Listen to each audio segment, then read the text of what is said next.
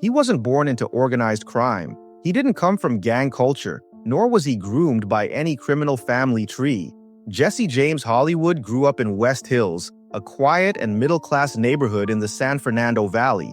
His father, Jack Hollywood, once owned a sports memorabilia business and encouraged his son's athletic ambitions, especially baseball. Jesse played competitively and was considered a solid prospect in his youth. From the outside, he had every marker of suburban normalcy: access to good schools, structured sports leagues, and a relatively stable home.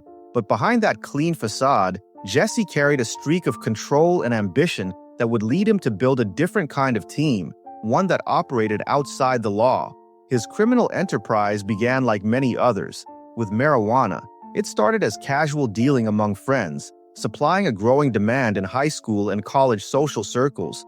Jesse quickly realized he could capitalize on the trend. With California's weed culture booming in the late 1990s and demand surging among affluent teens, Jesse focused less on smoking and more on distribution. He pulled in friends he trusted, fellow teens like William Skidmore, Brian Affronti, Benjamin Markowitz, and Jesse Rugg. Together, they built a small but highly effective supply chain. They weren't street dealers in the traditional sense. They dressed like everyone else, partied in the same Malibu homes, and operated in spaces adults rarely suspected. Their network flourished not because they were invisible, but because they blended in. Jesse's drug ring focused on high-grade marijuana and catered to a clientele that could afford to keep buying. Wealthy teens in Calabasas, Malibu, and Woodland Hills paid a premium for reliable supply, and Jesse's crew made sure to deliver, often literally. They drove luxury cars, threw parties, and used charisma to mask criminal intent. There were no shootouts, no drug dens, just a fast-moving operation that made thousands of dollars a week. But even well-oiled systems break down. Jesse was generous to his crew, but that loyalty came with high expectations. When Ben Markowitz, one of his original friends, racked up a debt of roughly $1,200 and began disrespecting Jesse in public, it sparked a chain reaction. What should have been a minor fallout quickly turned personal, emotional, and then violent.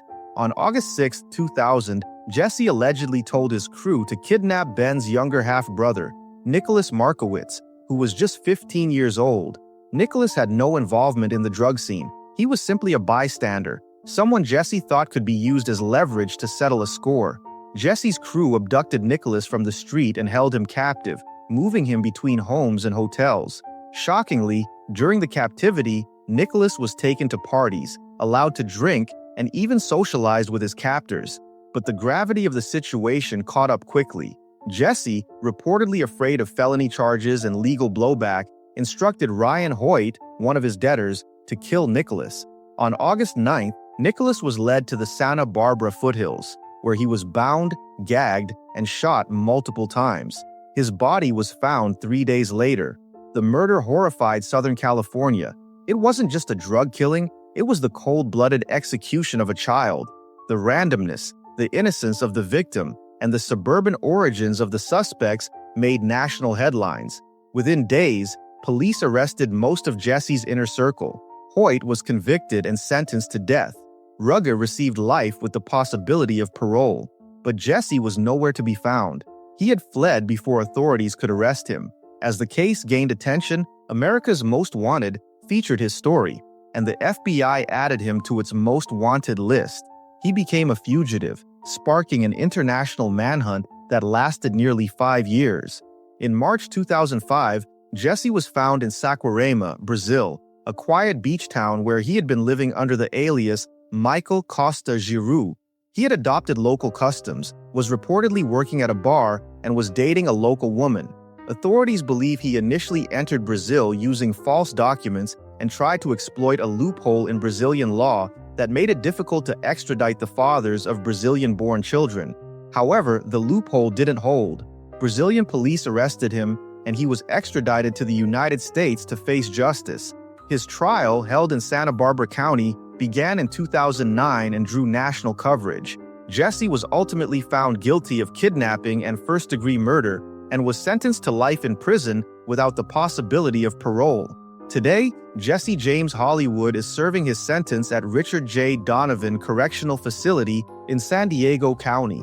His name has become symbolic, not of glamour or rebellion, but of how far someone can fall when power and fear replace reason and responsibility.